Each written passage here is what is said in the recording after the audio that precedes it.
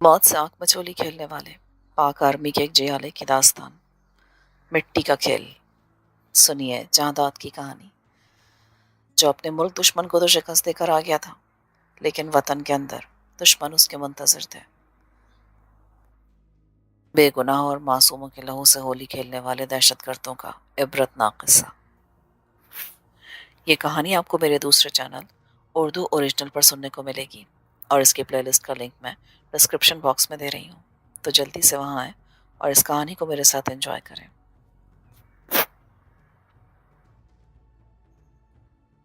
Episode 3। इस वाक़े को 1 महीना ही गुजरा था कि एक रोज़ दोपहर के वक्त, जबकि जबरू अड्डे के अहाते में लोहे की कुर्सी पर बैठा सिगरेट पी रहा था, एक बंगाली लड़का जिसने निकर कमीज पहन रखी थी अहाते में दाखिल हुआ और जबरू के पास आकर बंगला में बोला, जबरू दादा कहाँ है? जबरू ने गौर से लड़के को देखा। मैं ही जबरू दादा हूँ, क्या बात है? लड़के ने इधर उधर देखा, फिर बोला, मुझे चंद्राबाई ने भेजा है। कौन चंद्राबाई? लड़के ने जबरू को बताया कि चंद्राबाई सोनागाची की गली में रहती है। वो भाग गई थी, गुंडे उसे उठाकर ले आए हैं। उसने तुम्हें बुलाया है, कहती थी मेरी मदद करो, मैं बड़ी मुसीबत में हूँ। ये कहकर लड़का वापस दौड़ गया। जबरू सोचने लगा कि ये उसे क्या कहकर गया है। चंद्रा को बाई के गुंडे पकड़कर वापस ले आए हैं, वो मुसीबत में है, उसने कहा है कि मेरी मदद करो। वो जल्दी से उठ खड़ा हुआ, सिगरेट फेंक कर कोठरी में गया, ट्रंक में से कुछ नोट निकालकर जेब में डाले और टैक्सी में सवार होकर सोनागाची की तरफ रवाना हो गया। जाने कि वो चंद्रा को मुसीबत में नहीं देख सकता था। वो गुनाहों की जिंदगी छोड़कर शराफत की जिंदगी बसर करना चाहती थी, लेकिन बाई के गुंडे उसे दोबारा गुनाहों की दलदल में खींच लाए थे। क्या उसने अपने आशिक से शादी कर ली थी? क्या वो असनौल चली गई थी? कितने ही सवाल जबरू के दिल में पैदा हो रहे थे। वो चंद्रा से मिलकर असल हकीकत मालूम करना चाहता था और बाई को समझाना चाहता था कि चंद्रा को गुनाह आलूद जिंदगी बसर करने पर मजबूर ना करे। उसने दिल में यह फैसला भी कर लिया था कि अगर बाई रजामंद हो गई तो वो रुपए देकर चंद्रा को उससे खरीद लेगा और फिर उसे उसके आशिक के पास पहुंचा देगा, ताकि वो बकाया जिंदगी की शरीफ बीवी और नेक दिल माँ बनकर बसर करे। उसने सोचा कि बाई के बालाखाने पर चलकर उससे दो टोक बात करना चाहिए कि वो चंद्रा का सौदा कर ले। वो टैक्सी से उतरा और उस गली में आया जहाँ बाई का बालाखाना था। वो सीढ़ियाँ चढ़कर ऊपर गया तो दरवाजा अंदर से बंद था। जबरू ने दस्तक दी। बाई की आवाज़ आई, कौन है रे इस वक्त? बाई, मैं जबरू। दरवाज़ा फौरन खुला। आओ जबरू दादा। इस समय कैसे आना हुआ? कमरा खाली था, सामने वाले कमरे को बाहर से कुंडी लगी थी। जबरू ने मुस्कुराते हुए कहा, भाई जी, इधर से गुजारा था, सोचा तुम्हें नमस्कार करता चलूं। सुना है कि चंद्रा वापस आ गई है। तुम्हें किसने कहा दादा? वो साली तो मेरा काम चौपट करके भाग गई। बाई ने झट कहा। अभी ये अल्फाज बाई ने अदा किए ही थे कि बंद कमरे के पीछे से चंद्रा की आवाज आई, मैं अंदर कैद हूं दादा, भगवान के लिए मेरी मदद करो। बाई ने गुस्सारी नजरों से बंद कमरे की तरफ देखा। जबरू ने बड़े सुकून से कहा, बाई जी, जो लड़की गुनाह की जिंदगी नहीं गुजारना चाहती तो मुझसे गुनाह करवा कर क्यों पाप कमा रही हो? तुम बोलो, चंद्रा का क्या लोगी? मैं उसे तुमसे खरीदने को तैयार हूँ। बोलो, 5,000 दे दो। बाई ने हाथ को झटका। जबरू दादा, तुम बीच में क्यों आते हो? हम जाने और हमारा काम। चंद्रा को मैं क्यों बेचूंगी? अरे सोचो दादा, फिर मैं खाऊंगी कहाँ से? जबरू भैया, मुझे इस नर्क से निकालो, मैं यहाँ नहीं रहना चाहती, मुझे मेरे पति के पास पहुंचा दो। कमरे से फिर चंद्रा की आवाज बुलंद हुई। अब जबरू को एक नई हकीकत मालूम हुई। चंद्रा ने शादी कर ली थी। इस वक्त बालाखाने पर तीसरा कोई नहीं था। जबरू कमरे की तरफ बढ़ा ही था कि ऊपर वाली सीढ़ियों पर से किसी के जल्दी जल्दी उतरने की आवाज आई और थोड़ी देर बाद बाई का खास गुंडा काली उर्फ कालिया जबरू के सामने जीने के दरवाजे में खड़ा था। उसके हाथ में खुला हुआ चाकू था। ताकतवर हट्टे कट्टे बदन वाले कालिया ने वहीं से जबरू को ललकारा, जान प्यारी है ना, तो नीचे उतर जा जबरू। ये कालिया की हिमाकत थी। वो जबरू को नहीं जानता था। अगर जानता तो उसे यूं ना ललकारता, बल्कि उससे ठंडे दिल से बात करके उसे समझाने बुझाने की कोशिश करता। जबरू पहले कुछ बिखरा बिखरा सा था। उसकी वजह यह थी कि वो इस किस्म के वाकयात में मुलविस नहीं हुआ था। लेकिन कालिया के ललकारते उसकी यकसोई और यक रंगी वापस आ गई। बिजली किसी तेजी के साथ वो वापस पलटकर कालिया के सामने आ गया और उसकी आंखों में आंखें डाल दी। बाई डर कर दीवार के साथ लग के खड़ी हो गई। चंद्रा बंद दरवाजे को धड़ाधड़ पीट कर जबरू को आवाजें दे रही थी और जबरू कालिया की आंखों में आंखें डाले उसे जैसे मस्मराइज हिप्नोटाइज कर रहा था। کالیہ چاقو مجھے دے دے۔ یہ کہہ کر اس نے کالیہ کی طرف قدم بڑھایا۔ اس نے اچھل کر جبرو پر حملہ کر دیا۔ جبرو کالیہ سے کمزور نہیں تھا، بلکہ عمر میں اس سے کم ہونے کی وجہ سے زیادہ پھرتیلا اور طاقتور تھا۔ کالیہ نے نیچے سے جبرو کے پیٹ میں چاقو مارنے کی کوشش کی، مگر وہ بھی ہوشیار تھا۔ اس نے پوری طاقت سے کالیہ کی گردن پر 2 ہتھڑ مارا۔ وہ گر پڑا، مگر چاقو ابھی تک اس کے ہاتھ میں تھا۔ اس کے گرتے ہی وہ اٹھ کر سیدھا ہوا اور زور سے اچھلا تاکہ چاقو جبرو کی ناف کے نیچے گھومتے، مگر اب جبرو پورا جبرو بن چکا تھا۔ اس نے اپنے آپ کو کالیہ کے اوپر گرا دیا اور چاقو والا ہاتھ اپنے دونوں ہاتھوں میں پکڑ کر جھنجھوڑا تو چاقو اس کے ہاتھ میں آ گیا۔ کوئی دوسرا ہوتا تو وہ خاموشی سے اٹھ کر چاقو بند کرتا اور کالیہ کو گالیاں دیتا نیچے اتر جاتا، مگر وہ کوئی اور نہیں تھا، جبرو تھا۔ شیر تھا جسے ہلاک کرنے کی نیت سے آنے والا شکاری اب اس کے گھٹنوں کے نیچے دبا ہوا تھا۔ جبرو کا چاقو والا ہاتھ بلند ہوا اور پھر چاقو پورے کا پورا جبرو کے ہاتھ تک کالیہ کی پیٹھ میں ناف سے ذرا اوپر والے حصے میں پیوست ہو گیا۔ کالیہ کی چیخ بھی نہ نکلی، اس کا جسم آہستہ آہستہ لرزنے لگا۔ بائی چیخ مار کر بھاگی۔ جبرو نے چاقو کالیہ کی پیٹھ میں ہی دھنسا چھوڑ دیا۔ اس کے ہاتھ کو ذرا سا خون لگ گیا تھا۔ اس نے ہاتھ کالیہ کی دھوتی سے پہنچا اور بڑھ کر بند دروازہ کھول دیا۔ چندرا جبرو سے لپٹ گئی۔ مجھے یہاں سے لے چلو مجھے یہاں سے۔ اس نے دہائی دی، مگر جب اس نے کوٹری سے باہر نکلتے ہی کالیہ کی لاش کو فرش پر پڑے دیکھا تو خوف کے مارے کانپنے لگی۔ جبرو غصے سے بولا، اب شیرنی بن، گیدڑنی مت بن جا، چل میرے ساتھ نیچے، تجھے تیرے آدمی کے پاس لے جاؤں۔ چندرا تیزی سے سیڑھیاں اتر کر گلی میں آ گئی۔ جبرو بھی اس کے پیچھے تھا۔ اس نے گلی میں دائیں بائیں دیکھا۔ اتفاق سے اس وقت گلی میں کوئی نہیں تھا۔ اوپر والے چوبارے سے بائی کے چیخنے چلانے اور لوگوں کو مدد کے لیے بلانے کی آوازیں آنے لگی۔ جبرو نے چندرا کو بازار کی طرف اپنے پیچھے آنے کا اشارہ کیا۔ گلی کی نکڑ پر آ کر کہا، میں اس طرف سے جاتا ہوں، تو دوسری طرف سے چل کر باہر والے چوک میں آ جا، جلدی کر۔ جبرو گلی سے نکل کر ایک طرف اور چندرا بازار کی دوسری طرف چل دی۔ دونوں تیز تیز قدموں سے چل رہے تھے، مگر بازار میں آتے ہی دونوں نے اپنی چال معمول کے مطابق کر لی۔ چوک میں آ کر جبرو ایک طرف سڑک کے کنارے درخت کے پاس کھڑا ہو گیا۔ اسے دور سے چندرا آتی دکھائی دی۔ وہ آگے بڑھا اور اسے لے کر اپنے اڈے کی طرف چل پڑا۔ کچھ ہی دیر بعد جبرو چندرا کو لے کر اپنی کوٹری کے احاطے میں داخل ہوا۔ تم یہاں بیٹھو، میں تمہارے لیے شربت لے کر آتا ہوں۔ اس نے چارپائی کی طرف اشارہ کیا اور کوٹری کا دروازہ بند کر کے احاطے سے باہر آ گیا۔ سامنے سے کمالا چلا آ رہا تھا۔ تم کہاں چلے گئے تھے یار؟ جبل پور والی اسامی آئی ہوئی تھی، پہلوان کئی بار تمہیں پوچھ چکا ہے، میں نے سب کچھ سنبھال لیا ہے۔ جبرو مسکرا دیا۔ کمالے نے اسے ذرا آگے کو جھک کر غور سے دیکھا اور مسکراتے ہوئے پوچھا، کیا بات ہے؟ مجھے تمہاری مسکراہٹ بڑی عجیب سی لگ رہی ہے، کوئی گڑبڑ تو نہیں ہو گئی کہیں؟ تو یہیں ٹھہر، میں سوڈے کی بوتل لے کر آؤں۔ جبرو نے اسے آنکھ مارتے ہوئے کہا۔ کمالے نے اپنی کوٹری کی طرف دیکھا جس کا دروازہ بند تھا۔ وہ سمجھ گیا کہ ضرور کوئی بات ہو گئی ہے، لیکن وہ وہیں کھڑا رہا۔ جبرو بوتل لے کر واپس آئے تو اس نے کمالے کو اپنے ساتھ آنے کا اشارہ کیا۔ کوٹری کے دروازے کے قریب پہنچ کر جبرو رکا۔ اس نے اپنی آنکھوں کو مخصوص انداز میں تھوڑا سا سکیڑا اور کمالے سے بولا، میں نے کالیہ کا خون کر دیا ہے۔ کمالہ یوں اطمینان سے کھڑا سگریٹ کا کش لگانے لگا جیسے یہ خون جبرو نے اس کی آنکھوں کے سامنے کیا ہو۔ اس نے سگریٹ کا دھواں اوپر کی طرف چھوڑتے ہوئے پوچھا، موقع پر کوئی تھا؟ بائی تھی۔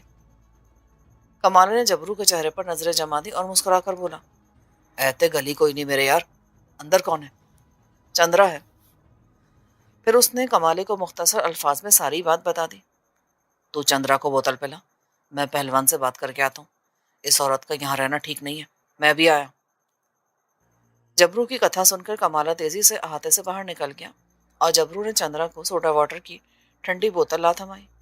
وہ بڑی گھبرائی لیکن احسان مند نظر آ رہی تھی۔ جبرو بھیا، تو نے میرے لیے اتنی بڑی مصیبت کیوں مول لے لی؟ اس نے شرمندہ سی ہو کر جبرو سے کہا۔ وہ اس دروازے کو تھوڑا سا کھولے باہر احاطے کے بڑے محرابی دروازے کی طرف دیکھ رہا تھا جہاں سے سڑک پر ٹریفک گزرتی دکھائی دے رہی تھی۔ تو اس بکواس کو بند کرے گی یا نہیں؟ چندرا ایک دم خاموش ہو گئی۔ تو نے شادی کس سے کی تھی؟ کالیہ نے تجھے کہاں سے اٹھایا تھا؟ اب تو کدھر جانا چاہتی ہے؟ میں نے اور جے دیو نے آنسول میں جا کر مندر میں شادی رچائی تھی۔ میں نے اسے بتا دیا تھا کہ مجھے بائی خرید کر کوٹھے پر لے گئی تھی۔ اس نے کہا، تو مجھے قبول ہے چندرا؟ پھر اس نے بھی اپنی ماتا پتا کو چھوڑ دیا۔ ہم ایک دن بھاگ کر ہاوڑا اسٹیشن سے آنسول جانے والی گاڑی پر سوار ہو گئے۔ وہاں جے دیو کا ایک متر رہتا ہے، اس نے ہماری شادی کر دی۔ जयदेव को एक जगह नौकरी भी मिल गई, मगर एक दिन बाड़ी में मैं अकेली बैठी थी कि कालिया दीवार फांद कर आ गया। उसने कोई दवाई सुखाकर मुझे बेहोश कर दिया और फिर जब होश आया तो मैं बाई के बालाखाने पर थी। उन्होंने मुझे बड़ा मारा।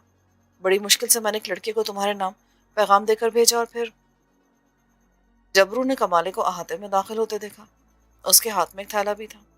उसने थोड़ा सा दरवाजा खोल दिया और बोला, मेरा दोस्त कमाल आ रहा है, तुमने उसे बालाखाने पर देखा था, मैंने उसे सब कुछ बता दिया, ये मेरा जिगरी यार है।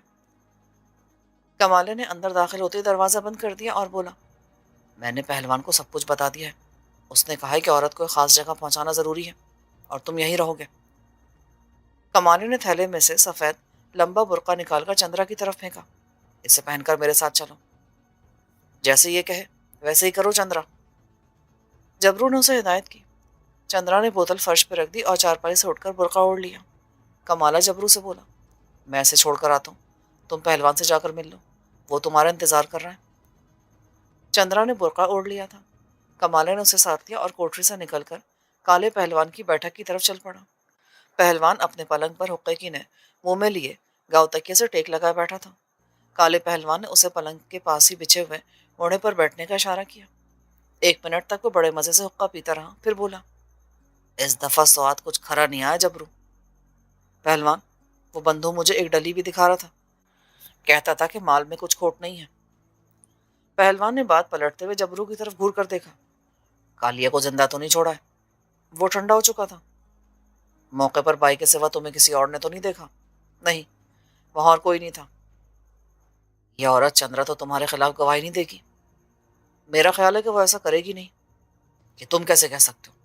इन औरतों का कोई एतबार नहीं। वो तुम्हारी महबूबा थी तो मुझे बताते, मैं उसे उठवा देता। वो मेरी महबूबा नहीं है, शादीशुदा है, रक्स छोड़कर अपने खाविंद के साथ नेक जिंदगी बसर करना चाहती है। अरे बहुत देखी मैंने ऐसी नेक परवीन औरतें। बहरहाल तुम जो कुछ कर चुके हो, हमें उसे समेटना है। तुम ऐसा करो, किसी वक्त चंद्रनगर की तरफ निकल जाओ, हुलिया बदल लेना, वहां खोशे के अड्डे पर जाकर उसे सब कुछ बता देना और रूपोश हो जाना। जब मैं बुलाऊं तो आ जाना। चंद्रा का क्या बनेगा पहलवान? पहलवान ने चंद्रा को मोटी सी गाली दी, फिर बोला, वो जहां जाना चाहती है उसे पहुंचा देंगे। अगर उसने तुम्हारे खिलाफ गवाही दे दी तो मामला मुश्किल हो जाएगा। जबरू बोला, वो ऐसा नहीं करेगी। पहलवान ने हुक्के की ने परे हटा दी और तकिए के नीचे से कुछ नोट निकालकर जबरू की तरफ बढ़ा दिए। अब तुम यहां से निकलने की करो, वक्त जाया ना करो, हो सकता है पुलिस इधर ही आ रही हो। मेरे पास रकम है, जबरू ने कहा और जल्दी से अपनी कोठरी में आ गया। उसने चादर से मुंह सर लपेटा और हाथे से निकलकर एक टैक्सी में सवार हुआ और सियालदह स्टेशन की तरफ चल दिया। चंद्रनगर कलकत्ते से ज्यादा दूर नहीं है। ये एक छोटा सा खूबसूरत शहर है जो दरिया हिगली के किनारे वाक़ है। पाकिस्तान बनने से पहले अंग्रेजों के दौर में इस शहर पर फ्रांस का कब्जा था और ये एक फ्रांसीसी बस्ती थी, जहाँ का सारा नस्म नस्ब हुकूमत फ्रांस की तरफ से मुकर्रर करदा एक फ्रांसीसी गवर्नर के सुपुर्द था। जबरू बासानी एक ट्रेन में छुप कर बैठ गया और ट्रेन चंद्रनगर को चल दी।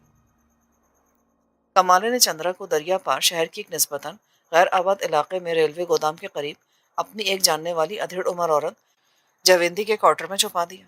वो एक सिख बेवा औरत थी जिसका ताल्लुक काले पहलवान की टोली से था और वो यहाँ अकेली रहती थी। वो दुआबे की सिखनी थी, दिलेर और बेबाक, जिसकी वजह से सारे मोहल्ले वाले उससे दबका रहते थे। कमाले ने चंद्रा को जवेंदी के हवाले करते हुए कहा कि यह पहलवान की अमानत है, इसे 1-2 रोज छुपा के रखना है। जवेंदी ने चंद्रा की तरफ तिरछी निगाह से देखा। पहलवान से कहना, तुम्हारी अमानत की झलक भी कोई नहीं देख सकेगा। कमाला चंद्रा को एक तरफ ले गया और राजदारी से बोला, बाला खाने पर जो कुछ हुआ इस बारे में अपनी जुबान बंद रखना। कालिए के कत्ल का किसी से जिक्र करोगी तो खुद भी जेल जाओगी, समझ गई? हाँ, मुझे बस मेरे पति के पास पहुंचा दो। तुझे अपने पति की पड़ी है, हमारे यार फांसी चढ़ रहा है। खामोश यहाँ बैठी रहो, वक्त आने पर तुम्हें तुम्हारे पति के पास पहुंचा दिया जाएगा। कमाला वापस अड्डे पर आया तो वहां एक एसएचओ 4 कांस्टेबलों के साथ पहुंच गया था और पहलवान के पास बैठा जबरू के बारे में पूछ रहा था कि वो कहाँ है। काले पहलवान ने उनके लिए चाय और पेस्ट्रियां मंगवा कर रखी थी। इलाके के तमाम सिपाही और एसएचओ उसके जाने पहचाने थे और पहलवान की तरफ से उन्हें भत्ता जाता था जो बाकायदगी से अदा किया जाता था। एसएचओ बंगाली था और उसका नाम चैटर्जी था। काला पहलवान कह रहा था, दादा मनी, जबरू तो 2 रोज से पंजाब गया हुआ है, वो तो यहाँ है ही नहीं, फिर वो कलकत्ते में क्यों कर वारदात कर सकता है? کمالہ ایک طرف ہو کر چارپائی کے کونے پر بیٹھ گیا۔ یہاں اسے پہلی بار معلوم ہوا کہ کالیا مرا نہیں بلکہ شدید زخمی ہو کر اسپتال میں پڑا ہے۔ کمالہ نے اطمینان کا سانس لیا۔ کیس کی نوعیت بدل گئی تھی۔ اب یہ کیس قتل کا نہیں، اقدام قتل کا تھا اور جبرو کو آسانی سے بچایا جا سکتا تھا۔ ایس ایچ او نے کالے پہلوان کو اعتماد میں لیتے ہوئے کہا، دادا، ہماری پوزیشن کو تم اچھی طرح سمجھتے ہو، ہمیں بھی کاغذات کا پیٹ بھرنا ہے۔ بھائی نے رپورٹ درج کرائی کہ جبرو نے اس کے آدمی کو قتل کرنے کی نیت سے چاقو مارا اور چندرا کو لے کر بھاگ گیا۔ کالا پہلوان بڑے سکون سے بیٹھا تھا۔ اس نے ایس ایچ او کو ساتھ لیا اور دوسری کوٹری میں چلا گیا۔ کچھ دیر بعد دونوں کوٹری سے باہر نکلے تو ایس ایچ او نے کانسٹیبل سے کہا، واپس چلو۔ جب وہ چلے گئے تو کمالہ نے پہلوان سے پوچھا، کیا بنا؟ پہلوان نے حقہ پیتے ہوئے کہا، جبرو کی قسمت اچھی تھی کہ وہ مرا نہیں، ویسے اگر وہ مر بھی جاتا تو میں جبرو کو بچا لیتا، لیکن کافی بک بک کرنا پڑتی۔ اوے کمالے، تو اپنے یار کو سمجھانا کہ آئندہ ایسی حرکت نہ کرے۔ اس باری تو میں نے اسے بچا لیا، لیکن آئندہ میرے لیے بھی مشکل ہو جائے گی۔ ان سالوں کو پورے 5,000 روپے دیے ہیں، یہ خود ہی کیس ختم کرا دیں گے۔ جبرو کو کہاں بھیجا ہے پہلوان؟ چندر نگر، خوشے کے پاس۔ ابھی اسے کچھ دن وہیں رہنے دو۔ اور اس چندرا کا کیا بنا؟ لالا، میں اسے جو ہندی کے پاس چھوڑ آیا ہوں، اس سالی کو اس کے آدمی کے پاس پہنچا دو اور کہنا کہ اسنول میں نہ رہیں، پنجاب کی طرف نکل جائیں۔ اندھیرا ہو جائے تو جانا، احتیاط ضروری ہے۔ شام کے وقت کمالہ ریل گودام کے پار جووندی کے کوارٹر پر جا پہنچا۔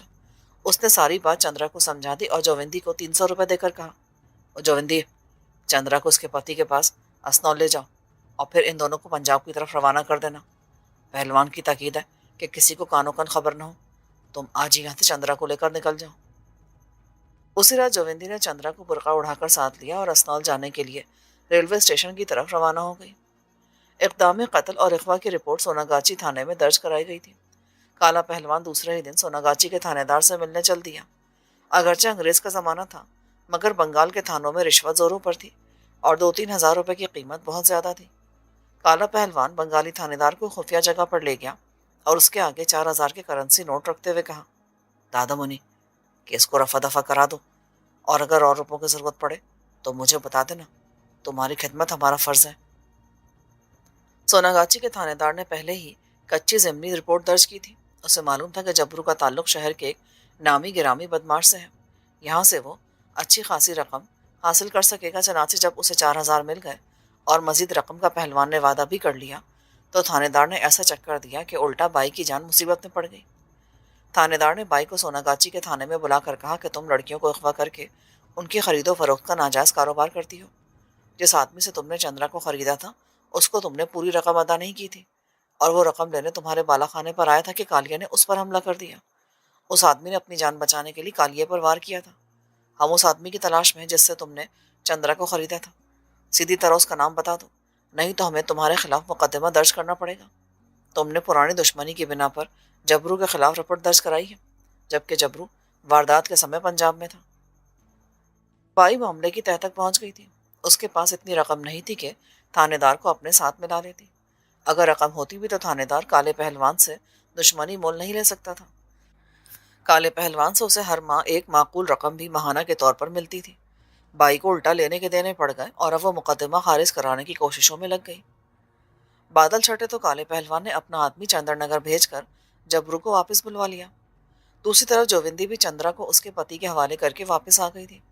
اس نے کمالے کو بتایا کہ دونوں اگلے روز اسنول سے پنجاب کی طرف چل دیے تھے۔ پہلوان نے جبرو کو سوناگاچی کی طرف کچھ عرصہ کے لیے جانے سے منع کر دیا تھا، لیکن اب جبرو کا کلکتے سے جیو چاٹ ہو گیا تھا۔ اسے پنجاب کی یاد ستانے لگی تھی۔ کچھ اس خیال سے بھی وہ اب واپس چلے جانا چاہتا تھا کہ سریا بھی اپنے خاوند کے ساتھ کلکتے میں ہی آ گئی تھی۔ اگرچہ اس رات کے بعد جبرو کی سریا کے خاوند مشتاق سے پھر ملاقات نہ ہوئی، تاہم چونکہ محلہ وہی زکریا اسٹریٹ والا تھا، اس لیے کسی بھی وقت آمنا سامنا ہو سکتا تھا، اور جبرو کو یہ بات ہرگز پسند نہ تھی کہ اس شخص کی شکل دیکھے جس نے اس کی محبوبہ سریا سے بیاہ کر رکھا تھا۔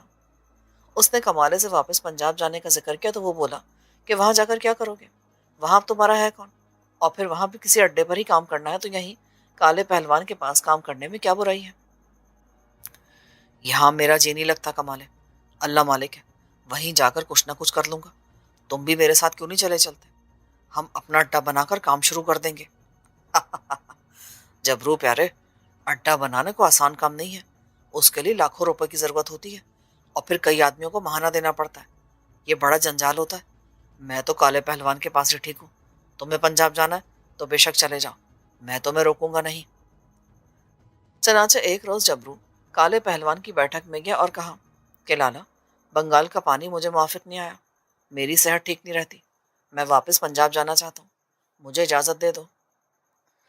کالا کچھ دیر سوچتا رہا، پھر بولا اگر تم نے فیصلہ کر ہی لیا ہے تو میں روکنے والا کون ہوتا ہوں، تم جا سکتے ہو۔ کب جانا چاہتے ہو؟ ایک دو روز میں، جتنی رقم کی ضرورت ہو مجھ سے جاتے سمے لے لینا۔ تیسرے دن جبرو شام کی ایکسپریس سے امرتسر کی طرف روانہ ہو گیا۔ کمالا اسے اسٹیشن پر چھوڑنے آیا، دونوں دوست گلے مل کر رخصت ہوئے۔ امرتسر پہنچ کر جبرو ریلوے اسٹیشن سے سیدھا اپنے ایک ساتھ جو آ رہی ہے چوئی بدماش کی بیٹھک پر آ گیا۔ دوپہر کا وقت تھا، چوئی بیٹھک میں سو رہا تھا۔ جبرو نے اسے جگایا تو وہ بڑی گرم جوشی سے ملا۔ چوئی ایک معمولی سا جواریا تھا جو مختلف اڈوں پر جا کر جوا کھیلتا تھا، ترن تارن کا رہنے والا تھا اور دنیا میں اکیلی جان باقی رہ گئی تھی۔ چوئی چھوٹی موٹی چوریاں بھی کرتا تھا اور پولیس کا مخبر بھی تھا، اسی لیے جبرو نے اپنے بنگال کے کارناموں کے بارے میں چوئی کو کچھ نہ بتایا۔ جبرو وہاں اس لیے آیا تھا کہ چوئی سے مل کر شہر کے اڈوں کی صورتحال کے بارے میں معلومات حاصل کر سکے۔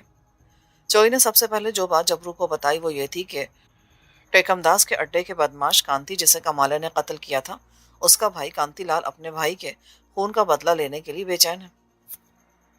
پولیس ابھی تک کانتی کے قاتل کا سراغ نہیں لگا سکی۔ ایک طرح سے یہ کیس اب ختم ہو چکا ہے، مگر لالا ٹیکم داس نے کانتی کے کان میں یہ بات ڈال دی ہے کہ اس کے چھوٹے بھائی کانتی کا خون جبرو نے کیا تھا۔ کانتی نشے میں کئی بار کہہ چکا ہے کہ جبرو جب بھی بنگال سے واپس آیا تو میں اسے زندہ نہیں چھوڑوں گا، اس سے اپنے بھائی کی ہتیا کا بدلہ لوں گا۔ جبرو خاموشی سے اس کی باتیں سن رہا تھا۔ اس نے موضوع بدلتے ہوئے کہا، او یار چھوڑ ان باتوں کو، جو ہوگا دیکھا جائے گا۔ میں نے کانتی کو قتل نہیں کیا تو پھر مجھے ڈر کیسا؟ تو یہ بتا چمن جواری کا کیا حال چال ہے؟ یار کو کچھ بیمار سا رہنے لگا ہے۔ ارے ہاں، مجھے یاد آیا، پچھلے دنوں چمن کی بیٹھک پر فوجے سے ملاقات ہوئی تھی، وہ تمہارا پوچھ رہا تھا۔ جبرو نے حیرت سے پوچھا، وہ گنڈا بدماش ہے، میرا کیوں پوچھ رہا تھا؟ اصل میں وہ بجلی پہلوان کے اڈے پر آتا جاتا رہتا ہے، اور بجلی پہلوان کے آدمی تارے نے بھی تمہارے بارے میں معلوم کرنا چاہا تھا کہ تم بنگال سے کب واپس آ رہے ہو۔ میرا خیال ہے بجلی پہلوان تمہیں اپنی دف میں شامل کرنا چاہتا ہے۔ اور جبرو یار، یہ بڑا اچھا موقع ہے، آج شام ہی بجلی پہلوان کے اڈے پر جا کر تارے سے مل لے۔ بجلی پہلوان کا بڑا ٹہکا ہے، سارے اڈے والوں سے دبتے ہیں، اور وہ اپنے آدمیوں کی عزت بھی بہت کرتا ہے، مال بھی بہت دیتا ہے۔ پچھلے مہینے اس کے ایک آدمی نے خون کر دیا تھا، بجلی پہلوانوں سے صاف بچا لیا۔ تو آج ہی بجلی پہلوان سے جا کر مل لے۔ آج تو مجھے ایک اور جگہ جانا ہے، کل چلا جاؤں گا۔ جیرا کے پاس تو نہیں جانا چاہتے؟ مگر نہیں، تم ایسی عورتوں کے عاشق نہیں ہو اور نشہ بھی نہیں کرتے تم، ورنہ میرے پاس اس وقت تمہاری خاطرداری کے لیے بہت کچھ موجود ہے۔ جبرو ریل کے لمبے سفر سے تھکا ہوا تھا، کھانا کھانے کے بعد وہیں سو گیا۔ شام کو اٹھا، نہا دھو کر کپڑے بدلے اور چوئی بولا، جبرو پہلوان، میں تو پیارے فرید چوک کے اڈے پر جوا کھیلنے جا رہا ہوں، چابی تو اپنے پاس رکھ لے، میرا کوئی نہیں پتا رات کب واپس آؤں۔ اس نے چابی جبرو کو دی اور چلا گیا۔ ذرا دیر بعد جبرو بھی بیٹھک بند کر کے ریل کے سیڑھیوں والے پل کی طرف چلا گیا۔ وہ ٹیکم داس کے اڈے کی طرف جا رہا تھا۔ اپریل شروع ہو چکا تھا، موسم بے حد خوشگوار تھا۔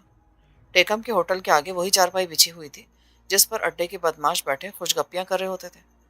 جبرو کو آتے دیکھ کر وہ چپ ہو گئے۔ کانتی لال کہاں ہے؟ میں اس سے ملنے آیا ہوں۔ سارے بدماش ایک دوسرے کو منہ تکنے لگے۔ جبرو اس آدمی سے ملنے آیا تھا جو اس کے خون کا پیاسا تھا اور اسے قتل کر کے اپنے بھائی کانتی کے خون کا انتقام لینے کا کئی بار اعلان کر چکا تھا۔ ایک بدماش نے جلدی سے جگہ چھوڑی۔ آؤ جبرو بھایا، بیٹھو تو صحیح، کب آئے بنگال سے؟ کانتی کہاں ہے؟ اندر ہو تو اسے باہر نکالو، کہو کہ جس کو تم قتل کرنا چاہتے ہو وہ خود چل کر آ گیا ہے۔ ٹیکم داس دیوار کی دوسری جانب باغیچے میں بیٹھا شغل کرا تھا۔ اس نے جبرو کی آواز سنی تو خود باہر آ گیا اور دونوں بازو پھیلا کر بولا، او جبرو بھاچے، آجا پیارے، کب آئے بنگال سے؟ جبرو ٹیکم داس کی منافقت سے خوب واقف تھا، اپنی جگہ پر اسی طرح کھڑا رہا۔ لالا سنا ہے تمہارے اڈے کا کانتی لال مجھے قتل کرنا چاہتا ہے، اس سے کہو کہ میں اس کی حسرت پوری کرنے کے لیے آ گیا ہوں۔ ٹیکم جبرو کی دلیری اور جرات کے کئی مظاہرے دیکھ چکا تھا۔ کانتی کا بڑا بھائی کانتی کٹرک کرم سنگھ کا نامی گرامی بدماش تھا اور کئی وارداتیں کر چکا تھا۔ جبرو اس کے کارناموں سے واقف تھا، اس کے باوجود اس کا یوں دیدہ دلیری سے اڈے پر آ کر کانتی کو للکارنا کوئی معمولی بات نہیں تھی۔ ٹیکم کا نشہ تھوڑا سا اتر گیا تھا۔ اس نے جبرو کا ہاتھ پکڑ کر اندر لے جانا چاہا تو جبرو نے اس کا ہاتھ جھٹک دیا۔ لالا، کانتی اگر اندر ہے تو اسے باہر نکالو۔ او بھائی، وہ اس وقت اڈے پہ نہیں ہے، آئے گا تو تیرا پیغام دے دوں گا اسے۔ ٹھیک ہے، وہ آئے تو اسے بتا دینا کہ جبرو بنگال سے واپس آ گیا ہے اور اسی شہر میں ہے۔ جبرو ان سے بدماشوں کو حیران پریشان چھوڑتا ہوا واپس مڑا اور ریلوے پل کی طرف چل دیا۔ وہاں سے سیدھا وہ چمن کے اڈے پر آ گیا تاکہ اس کی مزاج پرسی بھی ہو جائے اور اس سے مل کر حالات کا جائزہ لینے کا موقع مل جائے۔ چمن بیٹھک پر ہی تھا، وہ چارپائی پر لیٹا تھا، چہرہ اترا ہوا تھا۔ جبرو کو دیکھ کر خوش ہوا، اٹھ کر ملنا چاہتا تھا لیکن جبرو نے آگے بڑھ کر اس کا ہاتھ تھام لیا۔ لالا، تجھے تو بخار ہے، میں آج ہی کلکتے سے آیا ہوں، معلوم ہوا کہ تم بیمار ہو، تمہاری خیر خیریت پوچھنے آ گیا تھا۔ جبرو پتر، تجھے دیکھ کر میرا بخار اتر گیا۔ تم بنگال کیوں چلے گئے تھے؟ میرے اڈے پر کس چیز کی کمی تھی تمہارے لیے؟ لالا، میرا بنگال جانا ضروری ہو گیا تھا۔ ارے کانتی کے کیس سے تو بری ہو گیا تھا، پھر کیا ضرورت تھی شہر چھوڑنے کی؟ لالا، میں نے اس مارے تھوڑی شہر چھوڑا تھا، میں تو ویسے ہی ہوا بدلی کرنے کے لیے گیا تھا۔ اور سناؤ، کیا حال ہے؟ کانتی کا بھائی چھری لیے میری تلاش میں تو اس کے اڈے پر بھی گیا تھا لیکن مجھے ملا ہی نہیں۔ جبرو، اب وہاں مت جانا۔ چمن گہری سانس لے کر بولا، تو کیا مجھے بکری کا بچہ سمجھتا لالا؟ ایسی بات نہیں جبرو پتر، تو شیر ہے، یہ میں جانتا ہوں، پر کانتی بڑا کمینہ ہے، مکار ہے، ہمیشہ پیچھے سے وار کرتا ہے، تو میں اس سے ہوشیار رہنے کی ضرورت ہے۔ میں نے ایسے گیدڑ بہت دیکھے لالا۔ اچھا، اب میں چلتا ہوں۔ چمن نے جبرو کا ہاتھ تھام لیا۔ جبرو، تو میرے اڈے پر آ جا، مجھے تیری ضرورت ہے۔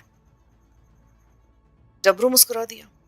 لالا، تو نے میری ضمانت کرائی تھی، میں تیری اس مہربانی کو بھول نہیں سکتا۔ کبھی وقت آیا تو اس کی قیمت ضرور چکاؤں گا، لیکن ابھی میں تیرے پاس نہیں آ سکتا۔ جبرو، تو جو مانگے گا میں تجھے دوں گا، بلکہ تو میرے اڈے کو سنبھال لے، جیسے چاہتا ایسے چلا، بے شک مجھ سے آدھی پتی کر لے۔ جبرو اٹھتے ہوئے بولا، تمہاری مہربانی ہے لالا، میں سوچوں گا۔ وہ سیڑھیاں اتر کر بازار میں آ گیا۔ رات ہو چکی تھی۔ بالاخانوں سے طبلے، سارنگیوں، گھنگروؤں کی آوازوں کے ساتھ رقاصاؤں کے گانے کی آواز بھی بلند ہونا شروع ہو گئی تھی۔ وہ بازار حسن سے گزر کر اما ٹاکیز کے قریب پہنچا تو اچانک کانتی سامنے آ گیا۔ دونوں اپنی اپنی جگہ کھڑے ہو گئے۔ کانتی کے ساتھ اس کے بدماش ساتھی بھی تھے، جبکہ جبرو اکیلا تھا۔ دونوں یوں کھڑے تھے جیسے جنگل میں دو دشمن شیر اچانک ایک دوسرے کے آمنے سامنے آ گئے ہوں۔ جبرو کے کانوں کی لوئیں سرخ ہو گئی، اس کی آنکھیں سکڑنے لگی۔ اس نے کانتی کو گھورتے ہوئے کہا، کانتی، سنا تم مجھے قتل کرنا چاہتے ہو؟ میں تم سے سوال پوچھنے اڈے پر بھی گیا تھا، اب کیا کہتے ہو؟ کانتی ہنس کر بولا، باپے، تمہیں کسی نے میرے خلاف بھڑکایا؟ ایسی تو کوئی بات نہیں۔ کانتی ذرا پرے ہٹ کر جبرو کے قریب سے گزرنے لگا تو جبرو نے اس کے بازو کو اپنے پنجے کی مضبوط گرفت میں لے کر اسے روک لیا۔ کانتی، جس روز تم مجھے قتل کرنے آؤ اس روز اپنی ماتا سے دودھ بخشوا کر آنا۔ کانتی کھسیانی سے ہنسی کے ساتھ آگے بڑھ گیا۔ رات کو جب جبرو سونے کے لیے لیٹا تو صرف ایک ہی نقطے پر اس کے خیالات مرکوز رہے کہ وہ جس قسم کی زندگی گزارتا ہے اس کا انجام کیا ہوگا۔ دنیا میں سوائے رضیہ کے اس کا اور کوئی نہیں تھا، اور اس سے بھی وہ قطع تعلق کر چکا تھا، کیونکہ وہ اس کی شریفانہ پاک زندگی کے دامن پر اپنی بدنام زندگی کا سایہ نہیں ڈالنا چاہتا تھا۔ سوریا سے اس نے پیار کیا تھا، لیکن اس کے باپ نے اسے اپنی بیٹی کا ہاتھ دینے سے انکار کر دیا تھا۔ وہ حق بجانب تھا۔ کوئی شریف باپ اپنی بیٹی کا بیاہ کسی جواری بدماش سے نہیں کرے گا۔ اگر وہ 10 آدمیوں کو چاقو گھونپتا ہے تو کسی ایک بدماش کا چاقو اس کے دل میں بھی اتر سکتا ہے۔ اسے اپنے ایک بدماش ساتھی کی بات یاد آ گئی تھی۔ ایک بار اس نے کالے پہلوان کے اڈے پر جبرو سے کہا تھا، جبرو، بدماش کتنا ہی جیدار کیوں نہ ہو، کتنے اس کا ٹہکا اور دبدبا کیوں نہ ہو، پیارے ایک نہ ایک دن اسے بھی چاقو کھا کر بازار کی گندی نالی پہ گرنا ہوتا ہے۔ یہی سب کا انجام ہے، اور کسی کو ہمارے ساتھ ہمدردی نہ ہوگی، ہماری لاش پولیس اٹھائے گی اور وہی کسی جیل کے قبرستان میں دبا دے گی۔ جبرو کے دل میں بجلی کی طرح ایک نیا خیال چمکا۔ جہنم میں جائے چمن جواریہ اور بجلی پہلوان کا اڈا، کیوں نہ وہ ایک بار پھر نیک اور شریفانہ زندگی بسر کرنے کی کوشش کرے۔ جبرو نے آنکھیں کھول دی۔ چوئی اپنی چارپائی پر اوندھے منہ پڑا خراٹے لے رہا تھا۔ جبرو نے اٹھ کر کوٹری کا دروازہ کھولا اور باہر گلی میں نکل آیا۔ رات آدھی سے زیادہ گزر چکی تھی۔ گلی سنسان تھی۔ وہ دیر تک گلی میں ٹہلتا رہا اور اپنے فیصلے کے مضمرات پر غور کرتا رہا۔ اس نے فیصلہ کر لیا کہ وہ اپنی بدنام اور بدماشوں والی زندگی کو ہمیشہ کے لیے ترک کر کے کسی گاؤں میں جا کر کوئی دکان کھول لے گا اور وہاں اپنی نئی شریفانہ زندگی کا آغاز کرے گا۔ وہ کسی سے کوئی سروکار نہیں رکھے گا اور نہ کسی کو بتائے گا کہ وہ کہاں ہے اور کیا کر رہا ہے۔ صبح جب وہ اٹھا تو چوئی مسجد کے سقاوے پر نہانے کے لیے گیا ہوا تھا۔ واپس آیا تو اس کا موڈ خراب تھا۔ بڑبڑاتا ہوا بولا، مولوی صاحب کہہ رہے تھے مسجد میں نہاتے ہو تو نماز بھی پڑھنے آیا کرو۔ ٹھیک ہی تو کہتے ہیں مولوی صاحب، میں اسی لیے مسجد میں نہانا نہیں جاتا، گرم حمام میں جاتا ہوں۔ یار برا آدمی ہوں، چوری چکاری بھی کر لیتا ہوں، کیا منہ لے کر خدا کے سامنے جاؤں؟ بس یہی خیال آتا ہے تو رک جاتا ہوں۔ آؤ باہر چل کر سری پائے کا ناشتہ کرتے ہیں۔ ناشتے کے بعد جبرو نے اپنی ٹرنک میں رکھی ہوئی رقم نکال کر گنی۔ رزگاری اور نوٹ ملا کر کل 700 روپے کی رقم تھی۔ یہ رقم پنجاب کے کسی دور دراز گاؤں میں نئی شریفانہ زندگی شروع کرنے کے لیے کافی تھی۔ سارا دن وہ چوئی کی بیٹھک میں رہا اور نئی زندگی کے بارے میں پروگرام بناتا رہا۔ قالین بافی اور قالینوں کی رفو گری بڑی آسانی سے کر سکتا تھا۔ قالینوں کی رفو گری کی ہر دور میں بڑی اہمیت رہی ہے۔ کافی سوچ بچار کے بعد جبرو نے امرتسر اور جالندھر کے درمیان واقع ایک قصبے گوبند گڑھ میں آباد ہونے کا فیصلہ کر لیا۔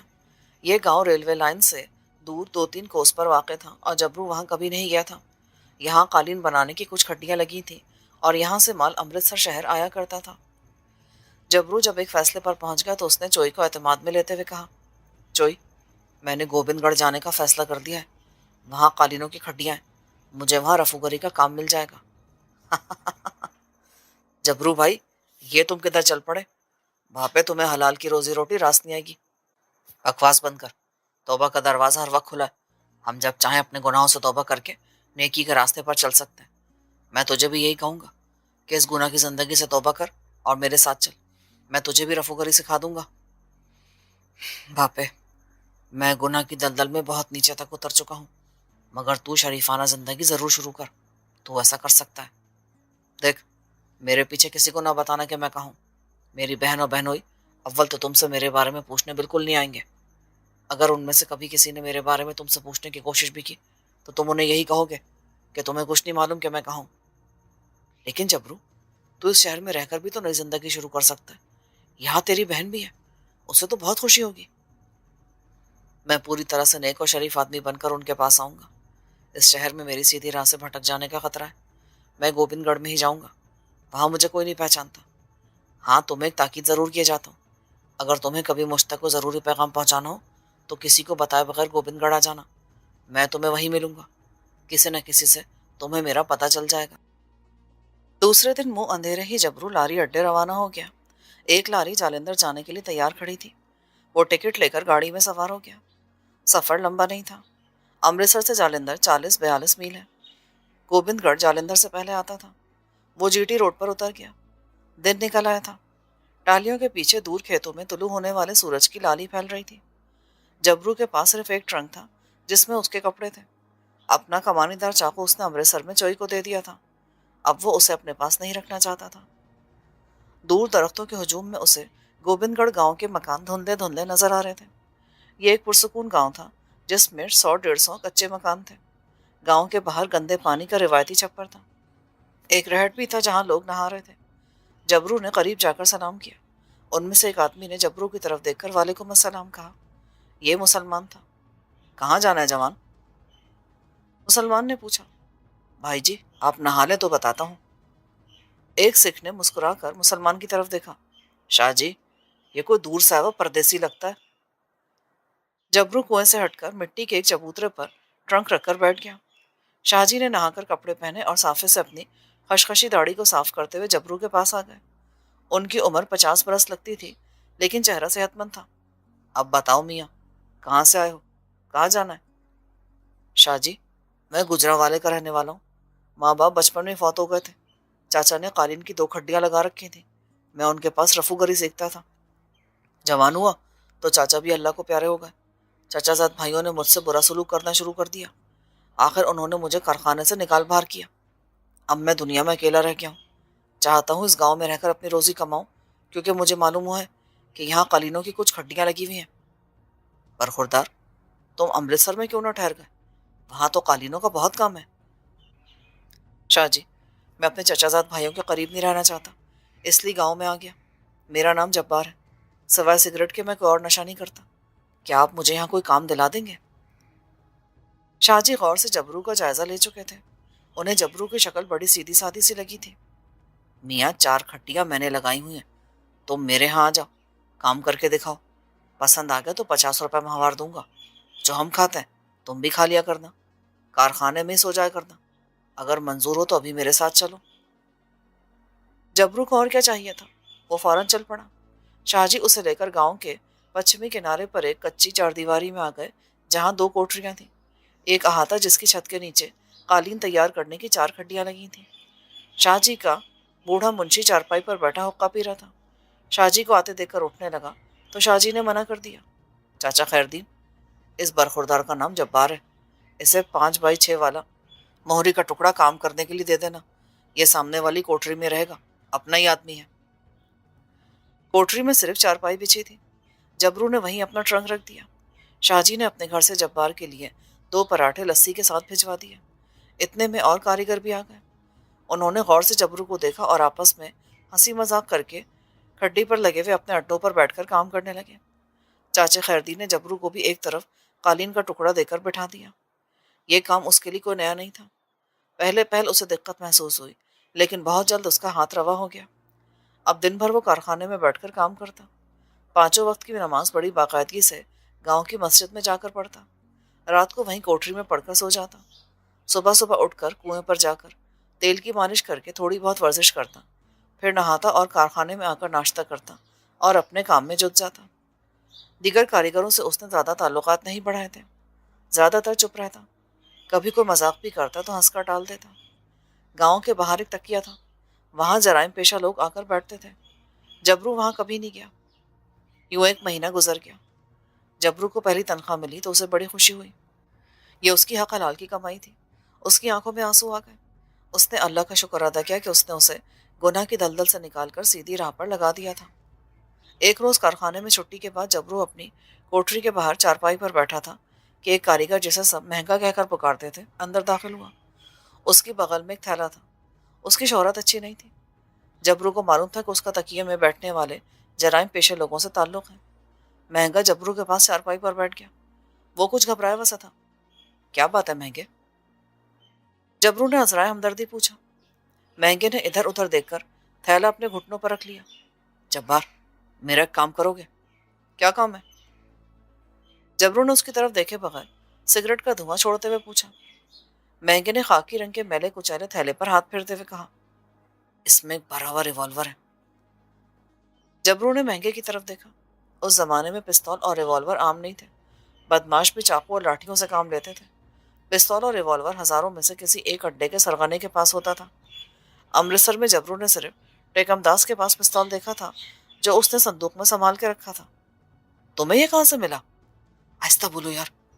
बात यह है कि ये रिवॉल्वर किसी फौजी कप्तान का है। जीरा जालिंदर छावनी से चुरा कर लाया है। इसमें पूरी 12 गोलियां भरी हुई है। उसने मुझे दिया है कि मैं इसे लाहौर ले जाकर किसी के पास बेच दूं, मगर मैं अभी लाहौर नहीं जा सकता और मेरे पास इसे रखने के लिए कोई जगह नहीं है। तुम 2-1 दिन के लिए इसे अपनी कोठरी में रख लो। तुम तो मेरे यार हो ना? नहीं, मैं इस काम में नहीं पड़ूंगा महंगे। ये चोरी का माल है। मुझे कोई और खिदमत बताओ। इसे तुम अपने पास ही रखो। महंगे ने बहुत इसरार किया, मगर जबरू ना माना। उसने इतना जरूर कहा कि वो उसका राज अपने सीने में रखेगा और रिवॉल्वर का जिक्र किसी और से नहीं करेगा। महंगा रिवॉल्वर का थैला बगल में दाब कर चला गया। जबरू ने इत्मीनान का सांस लिया। अब वो इस किस्म के चक्करों में नहीं पड़ना चाहता था। दूसरे रोज महंगा काम पर आया तो जबरू की तरफ देखकर मुस्कुरा दिया। वो समझ गया कि उसने चोरी का रिवॉल्वर किसी महफूज ठिकाने पर रखवा दिया है। जबरू ने उससे इस बारे में बात न की और कालीन के टुकड़े घुटने पर डालकर काम में मसरूफ हो गया। कुछ दिन यूं ही सुकून से गुजर गए। एक सुबह जबरू हस्बे मामूल खेतों में चहलकदमी कर रहा था कि उसे दूर से एक यक्का आता दिखाई दिया। जबरू ने कोई ख्याल ना किया कि लारियों के अड्डे से यक्के गांव में सुबह ही से आना शुरू हो जाते थे, लेकिन ये जबरू के करीब आकर रुका। यक्के में उसका अमृतसर का दोस्त चोई बदमाश बैठा था। वो यक्के से उतरकर जबरू के पास आया। जबरू ने उसकी शक्ल देखकर ये अंदाजा लगा लिया कि वो कोई खैर की खबर लेकर नहीं आया। जबरू का दिल एक बार जोर से धड़का, मगर उसने फौरन अपने हवासों पर काबू पा लिया। अरे तुम इधर कैसे आ गए? सब खैरियत तो है ना? جبرو نے اسے گلے سے لگا کر پوچھا۔ چوئی نے مسکرا کر کھیتوں کی طرف دیکھا۔ جبرو، یہ جگہ تو بڑی اچھی ہے، تم کہاں رہتے ہو؟ چلو مجھے اپنی بیٹھک پر لے چلو۔ جبرو چوئی کو لے کر کارخانے کی طرف چلا۔ دونوں خاموش تھے۔ جبرو نے کارخانے کے قریب پہنچتے ہی پوچھا، کیا کوئی خاص خبر لے کر آئے ہو؟ وہ چپ رہا۔ جبرو نے اسے چارپائی پر بٹھایا۔ میں تمہارے لیے دودھ لے کر آتا ہوں۔ چوئی نے اسے ہاتھ کے اشارے سے منع کیا۔ میں لاری اڈے سے ناشتہ کر کے آیا ہوں، تم یہاں کام کرتے ہو؟ جبرو کے دل میں ہلچل سی مچ رہی تھی۔ اس نے چوئی کے کندھے پر ہاتھ رکھ کر اس کی آنکھوں میں آنکھیں ڈال دی۔ چوئی، کھل کر بولو، کیا بات ہے؟ میں تمہارے چہرے پر گھبراہٹ دیکھ رہا ہوں۔ چوئی سیدھا سادہ آدمی تھا، اپنے جذبات کو اسے چھپانا نہیں آتا تھا۔ اس نے جبرو کا ہاتھ اپنے ہاتھ میں لے لیا۔ جبرو بھائی، میں ایک بری خبر لایا ہوں۔ کانتی بدماش کے بھائی کانتی نے تمہاری بہن اور بہنوئی کو ان کے مکان میں گھس کر قتل کر دیا۔ وہ شراب کے نشے میں بھڑکے مارتا ہوا گھر میں داخل ہوا اور میاں بیوی کو ذبح کر کے اپنے ساتھیوں کے ہمراہ بھاگ گیا۔ پولیس اس کی تلاش میں۔ مجھے خبر ملی ہے کہ ٹیکم بدماش نے اسے بجلی والی نہر کے خفیہ ٹھکانے میں چھپا دیا۔ جبرو، تم فکر نہ کرنا، میں تمہاری بہن کا بدلہ ضرور لوں گا۔ جبرو نے جو کچھ سن لیا تھا اس سے آگے اسے کچھ سنائی نہ دیا۔ اس کے کانوں میں سیٹیاں سی بجنے لگی۔ اس کا ذہن جیسے سن ہو گیا تھا۔ چوئی اسے تسلیاں دے رہا تھا۔ جبرو نے بڑی مشکل سے اپنے آپ کو سنبھالا۔ اس کا چہرہ ساکت اور پتھر کا ہو گیا تھا۔ تم جاؤ چوئی، خدا کو یہی منظور تھا۔ چوئی نے کچھ کہنا چاہا لیکن جبرو نے اس کے ہونٹوں پر اپنا ہاتھ رکھ دیا۔ میں نے کہا ہے نا، واپس چلے جاؤ۔ چوئی جبرو کی طبیعت سے واقف تھا۔ خاموشی سے اٹھا اور سلام کیے بغیر کارخانے کے احاطے سے باہر نکل گیا۔ کھیتوں کے پاس کچی سڑک پر اس کا یکا ابھی تک کھڑا ہوا تھا۔ وہ اس میں سوار ہوا اور لاری اڈے کی طرف چل پڑا۔ جبرو چارپائی پر بت بنا بیٹھا تھا۔ ابھی کارخانہ کھلنے میں کچھ دیر تھی۔ وہ چارپائی سے اٹھ کر کوٹری میں آ گیا اور ٹرنک کھول کر رومال میں لپیٹ کر رکھے ہوئے نوٹ نکال کر جیب میں ڈالے۔ کوٹری سے باہر نکلا اور مہنگے کے مکان کی طرف چل پڑا۔ وہ مکان کے باہر بیٹھا چارپائی پر مسواک کر رہا تھا۔ وہ ریوالور تم نے کسی کو دیا تو نہیں؟ اس نے رازداری سے پوچھا۔ جبرو نے جیب سے رومال نکال کر کھولا اور 200 روپے نکال کر مہنگے کی طرف بڑھائے۔ میرا ایک دوست شہر سے آیا ہے، لاری اڈے پر ہے، وہ اسے خریدنا چاہتا ہے، اس نے 200 روپے دیے ہیں۔ مہنگا 200 کے نوٹ دیکھ کر خوش ہو گیا۔ چوری کے ریوالور کی اتنی بڑی رقم اسے کبھی نہیں مل سکتی تھی۔ نوٹ جبرو کے ہاتھ سے لے کر اس نے صدری میں ٹھونس لیا اور بولا، تم کارخانے چلو، میں ریوالور لے کر آتا ہوں۔ جبرو کارخانے میں آ گیا۔ وہ احاطے میں اس طرح بے چینی سے ٹہلنے لگا جیسے پنجرے میں شیر پھر رہا ہوتا ہے۔ تھوڑی دیر میں مہنگا آ گیا۔ تھیلا اس کے بغل میں تھا۔ اس نے احاطے کا دروازہ بند کیا اور تھیلے سے ریوالور نکال کر جبرو کو دے دیا۔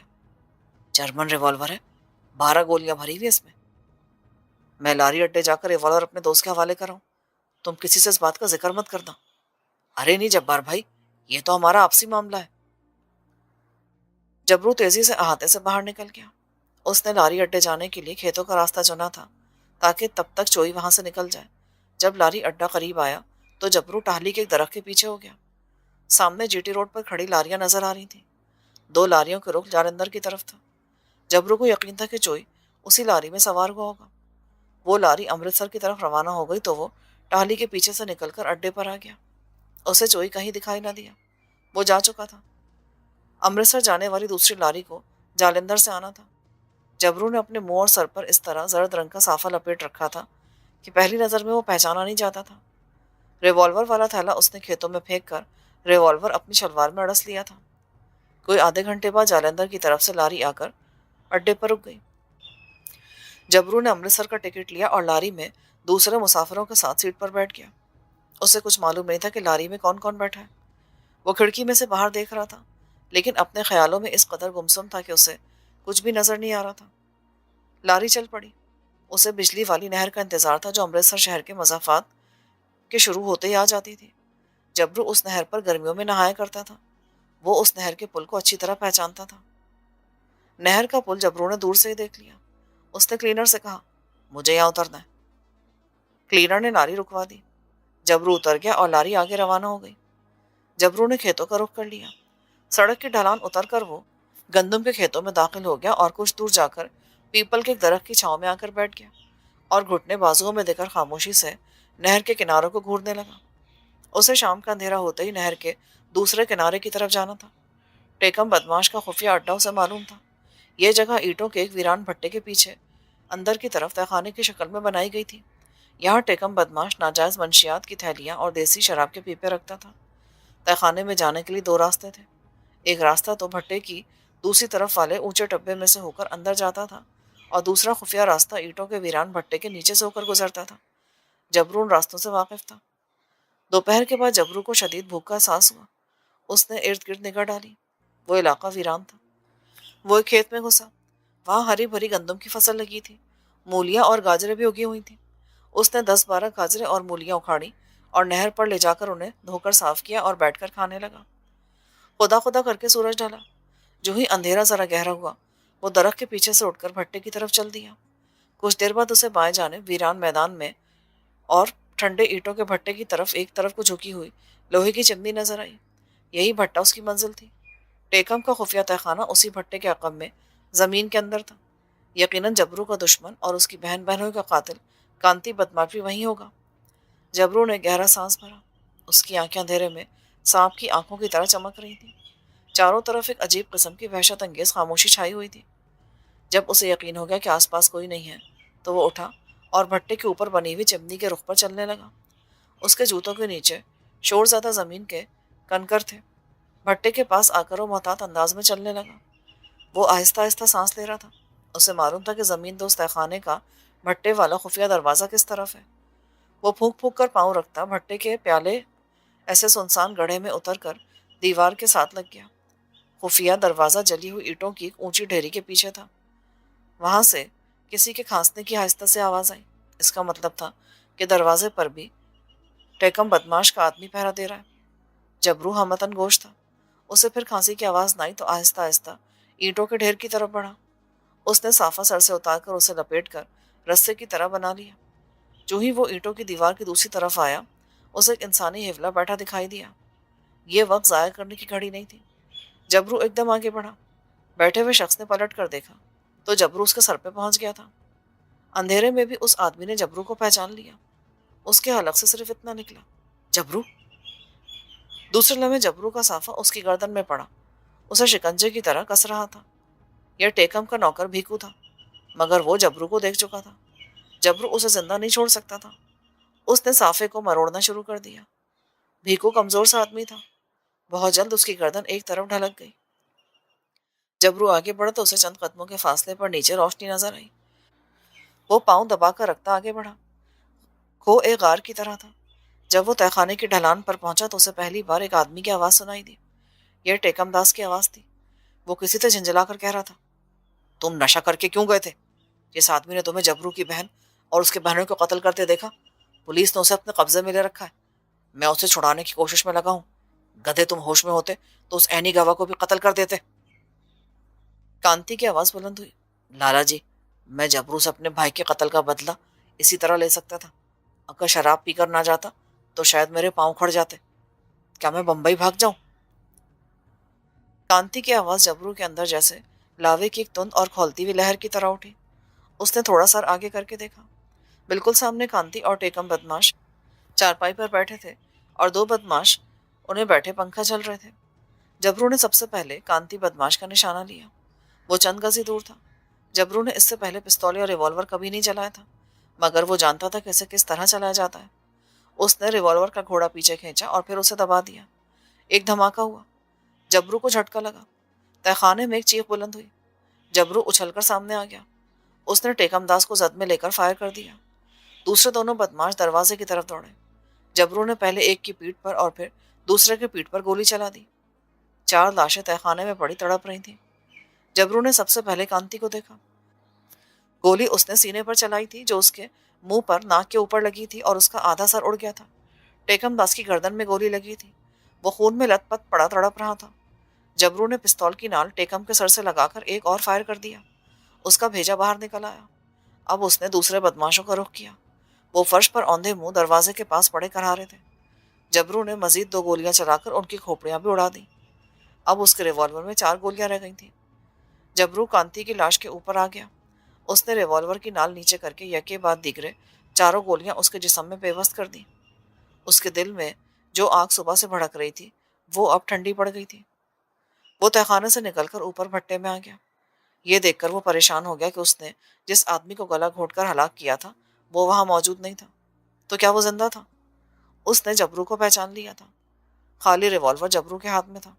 وہ چھلانگے لگاتا بھٹے کی طرف سے باہر بھاگا اور اندھیرے میں آنکھیں پھاڑ پھاڑ کر بھاگے ہوئے اینی گواہ کو تلاش کرنے کی کوشش کرنے لگا، مگر وہ اسے کہاں نظر آ سکتا تھا۔ اب اس کا وہاں کھڑے رہنا خطرے سے خالی نہیں تھا۔ اس نے پستول اپنی شلوار کے نیفے میں چھپایا اور نہر کے پل کی طرف دوڑنا شروع کر دیا۔ بھیکو پہرے دار زندہ بچ گیا تھا۔ وہ جبرو کو پھانسی چڑھوا سکتا تھا۔ سب سے قریبی چوکی رام باغ میں تھی۔ جبرو نے اندازہ لگایا کہ جب تک بھیکو بدماش رام باغ کی چوکی تک پہنچتا ہے وہ کافی دور نکل جائے گا۔ اس نے پل پر آتے جالندر کا رخ کر لیا۔ وہ سڑک سے اتر کر کھیتوں میں آ گیا۔ اچانک اسے ایک لاری پل پر سے آتی دکھائی دی۔ اس کی روشنی سڑک پر پڑ رہی تھی۔ وہ سڑک پر آ کے کھڑا ہو گیا۔ اس نے لاری کو ہاتھ دیا۔ لاری رکی تو وہ جلدی سے اس پر سوار ہو گیا۔ جالندر شہر کی روشنیاں نظر آئیں تو جبرو نے کلینر سے کہا، مجھے یہاں اتار دو۔ لاری روکی اور وہ اندھیرے میں گم ہو گیا۔ وہ جلد از جلد سامنے والے ریلوے اسٹیشن سے آگے نکل جانا چاہتا تھا۔ کھیتوں اور میدان کا ایک لمبا چکر کاٹنے کے بعد وہ ریلوے اسٹیشن سے کوئی ایک فرلنگ آگے نکل کر جی ٹی روڈ پر مڑا اور لدھیانے کی طرف سڑک کے کنارے کنارے ٹہلی کے درختوں میں ہو کر چلنے لگا۔ آگے ایک اندھا کنواں آ گیا جس پر بنی ہوئی لکڑی کی چھتری ایک طرف کو بیٹھ گئی تھی۔ جبرو نے شلوار کے نیفے سے ریوالور نکالا اور کنویں میں پھینک دیا، پھر آگے بڑھ گیا۔ کوئی 1 میل پیدل چلنے کے بعد اسے پیچھے سے لاری کی روشنی دکھائی دی۔ وہ سوچنے لگا کہیں اس میں پولیس نہ ہو۔ ابھی وہ سوچ ہی رہا تھا کہ لاری اس کے قریب آ کر کھڑی ہو گئی۔ کلینر نے سر نکال کر پوچھا، کتنے جانا ہے بھائی؟ جبرو جلدی سے اس میں بیٹھ گیا۔ لاری کھنہ تک جا رہی تھی۔ اس میں پولیس کا ایک بھی آدمی نہیں تھا۔ کھنہ اتر کر جبرو نے دوسری لاری پکڑی اور لدھیانے روانہ ہو گیا۔ جب وہ لدھیانے پہنچا تو رات کے 10 بج رہے تھے۔ اس کی منزل کلکتہ تھی۔ وہ اپنے جگری یار کمالے کے پاس جانا چاہتا تھا۔ لاری اڈے سے کچھ ہی فاصلے پر لدھیانہ ریلوے اسٹیشن کے سگنلوں کی ہری اور لال روشنیاں دکھائی دے رہی تھیں۔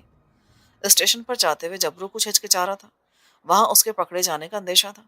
اسے معلوم تھا کہ امرتسر سے 9 بجے روانہ ہونے والی فرنٹیئر میل لدھیانے 11:15 پہنچ جاتی ہے۔ جبرو فرنٹیئر میل پکڑ کے دلی اور دلی سے دوسری ریل گاڑی میں سوار ہو کر کلکتے کی طرف نکل جانا چاہتا تھا، مگر ابھی گاڑی آنے میں آدھا گھنٹہ باقی تھا۔ جبرو سڑک سے ہٹ کر اندھیرے میں ریلوے یارڈ کی طرف چلا۔ وہ سیدھا راستے سے ریلوے اسٹیشن نہیں جانا چاہتا تھا۔ اسٹیشن پہنچ کر اس نے قطار میں کھڑے ہو کر دلی تک 3rd کلاس کا ٹکٹ لیا اور پلیٹ فارم پر دیوار کے ساتھ لگ کر بیٹھ گیا۔ انتظار کی گھڑیاں ناقابل برداشت ہو رہی تھیں۔ خدا خدا کر کے فرنٹر میل کے انجن کی روشنی پلیٹ فارم پر داخل ہوتی دکھائی دی۔ مسافروں میں جیسے بھگدڑ مچ گئی۔ جبرو 3rd کلاس کے ایک ڈبے میں دوسرے مسافروں کے ساتھ گھس گیا۔ جب تک ٹرین لدھیانہ سے نکل نہیں گئی اسے تشویش ہی رہی، لیکن کلکتے تک کا سفر پرسکون گزرا۔ راستے میں نہ تو اسے کسی نے مشکوک نگاہوں سے دیکھا اور نہ ہی اسے کوئی پریشانی لاحق ہوئی۔ جس وقت وہ ہاوڑا اسٹیشن پر اترا تو صبح ہو رہی تھی۔ موسم ابر آلود تھا۔ رات کو بارش ہوتی رہی تھی جس کی وجہ سے سڑکیں گیلی تھیں۔ وہ بعض وجوہات کی بنا پر دن کے وقت کالے پہلوان کے اڈے کی طرف نہیں جانا چاہتا تھا۔ اچانک اسے اپنے گروہ کی سکھ عورت جوندی کا خیال آیا۔ وہ اسی کی طرف چل پڑا۔ کلکتہ اسٹیشن کا یارڈ بہت کشادہ اور وسیع تھا۔ جگہ جگہ انجن شنٹ کر رہے تھے۔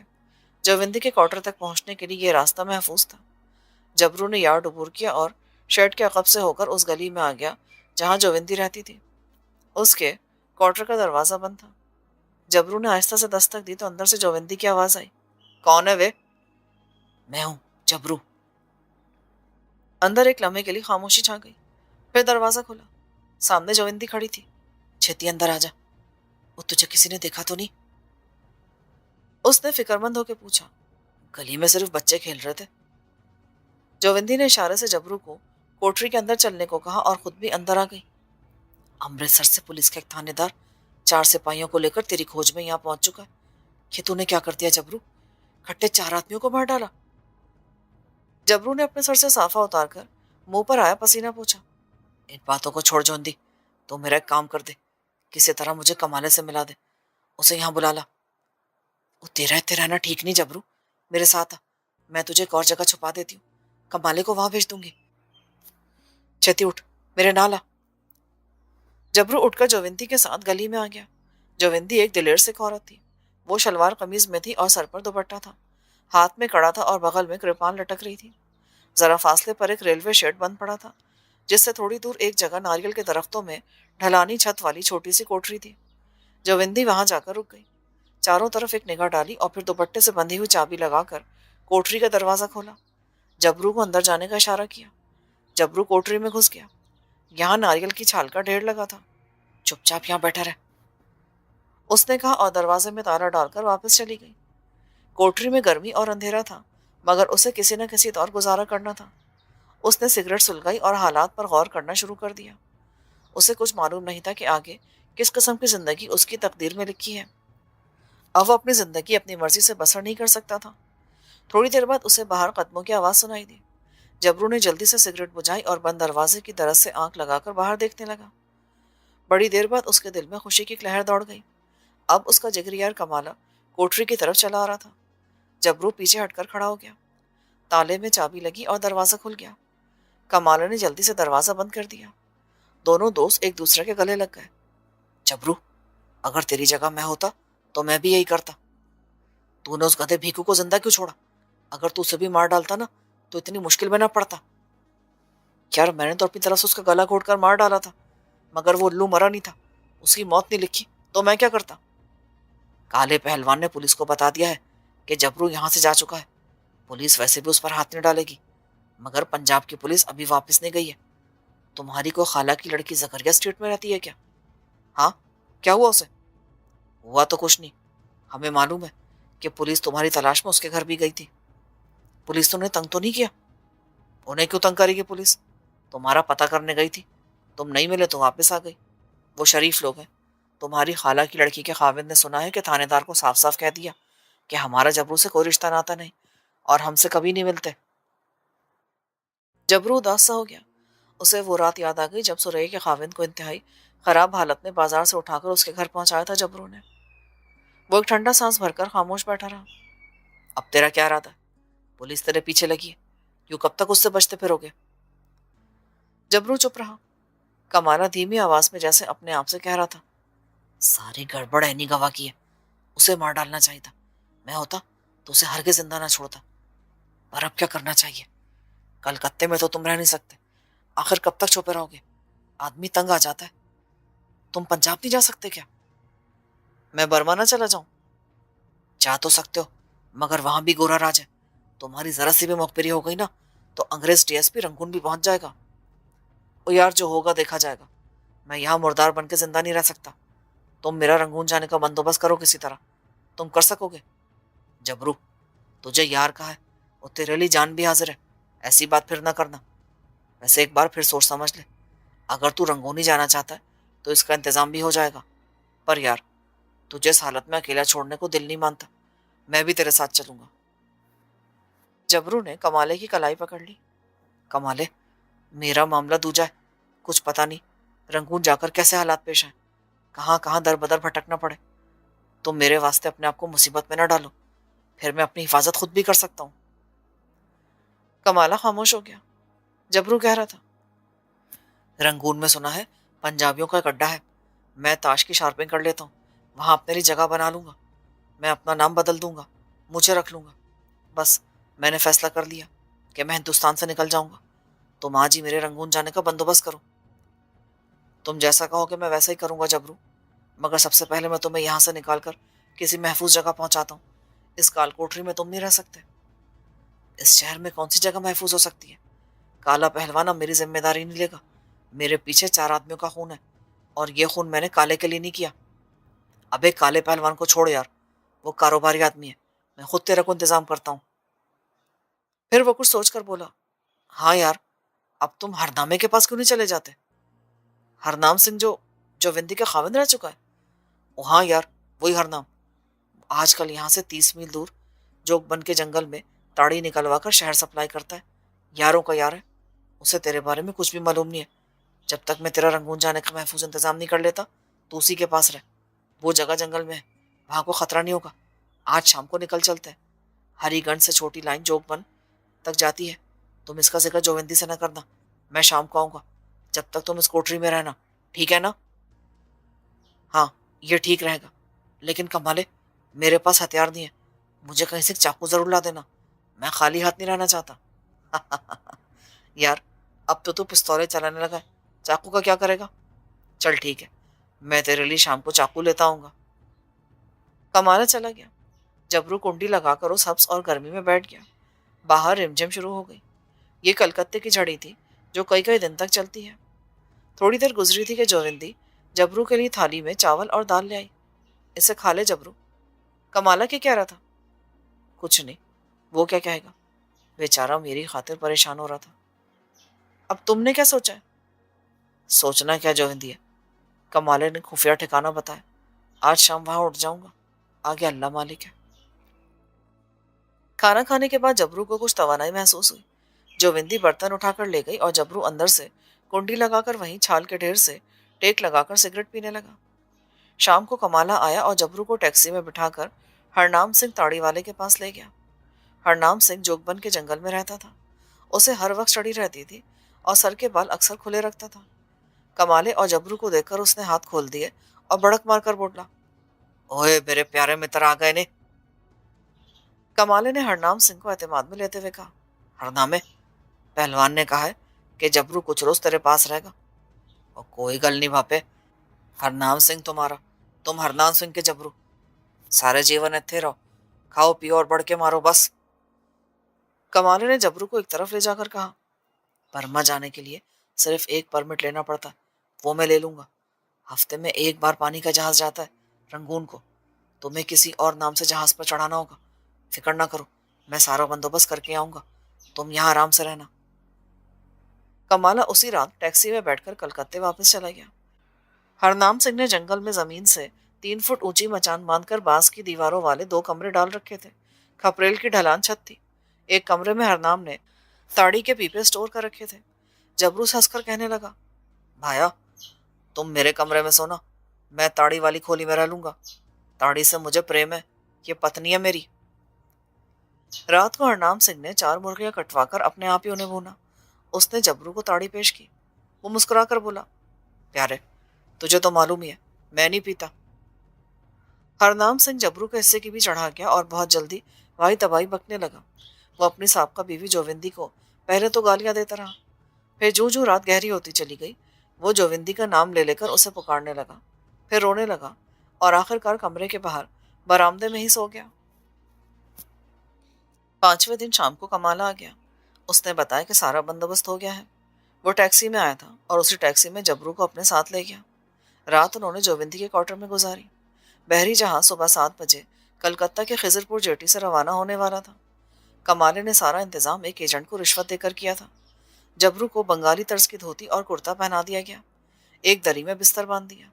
جبرو کو 500 روپے بھی دیے اور کمالے نے کہا کہ وہ رنگون جا کر اپنی نئی زندگی سانیال گھوش ہی کے نام سے شروع کرنے کی کوشش کرے۔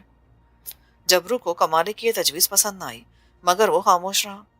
6 بجے صبح کمالا جبرو کو ٹیکسی میں بٹھا کر خضر پور کی بستی میں اپنے ایجنٹ کے پاس لے گیا۔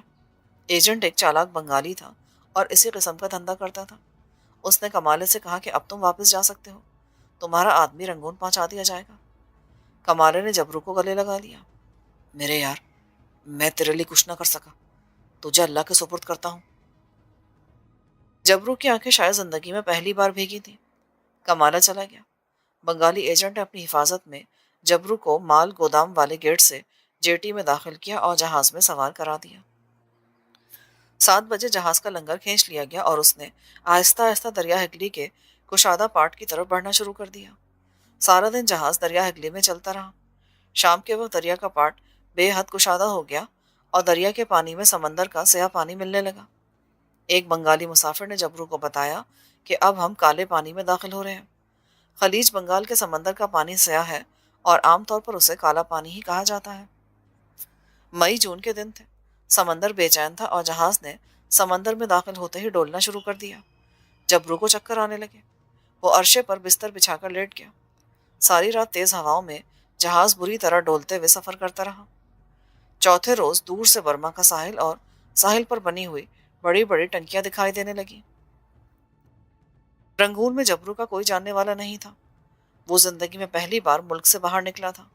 اسے اس بات کی خوشی تھی کہ وہ پنجاب پولیس کے شکنجے سے بچ نکلنے میں کامیاب ہو گیا ہے۔ اگرچہ رنگون میں بھی گوروں کی عملداری تھی اور وہاں پر بھی جبرو کی فائل پولیس ہیڈ کوارٹر میں پہنچ سکتی تھی، مگر یہ دور کی بات تھی۔